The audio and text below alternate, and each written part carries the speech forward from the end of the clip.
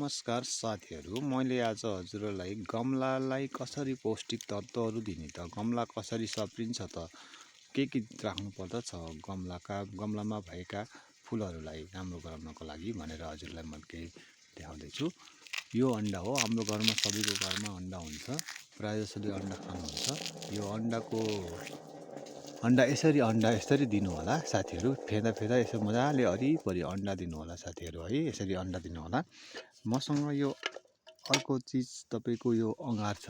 यो आगोबाट निस्केको अँगारहरू पनि यसरी दिनु होला साथीहरू। यो अँगार पनि दिनुपर्छ है। मजाले यसरी अँगार पनि दिनु होला। यसरी मजाले अँगार दिनु होला।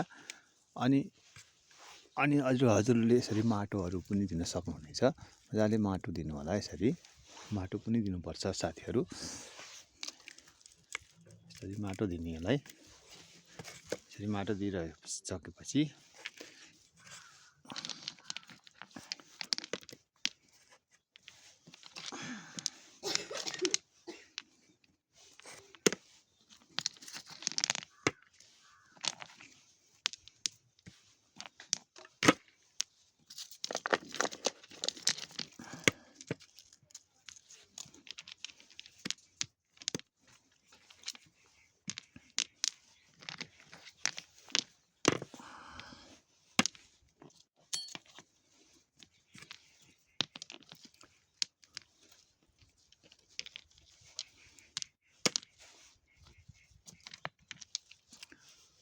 यसरी सजाउनु होला, राम्रो देखिन्छ साथीहरू। घरमा गमलाहरू टक्क सजाएर राख्दाखेरि धेरै राम्रो हुन्छ। यो ढुङ्गाहरू खोलाको किनारहरूमा पाइन्छ। यो ल्याउन सक्नुहुन्छ। ल्याएर यसरी ढुङ्गाहरू ल्याएर यसरी सजाउनु देख्नुहुन्छ। कस्तो राम्रो हुन्छ के। हजुर त्यसपछि यसमा पानी पनि दिनुपर्छ है साथीहरू। टक्क पानी दिनु होला, धेरै राम्रो हुन्छ।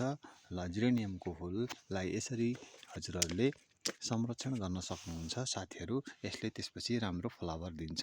धन्यवाद। सब्सक्राइब गरिदिनु होला, फलो गरिदिनु होला, अनि लाइक सेयर गरिदिनु होला। यहाँहरूलाई धेरै धेरै धन्यवाद छ साथीहरू।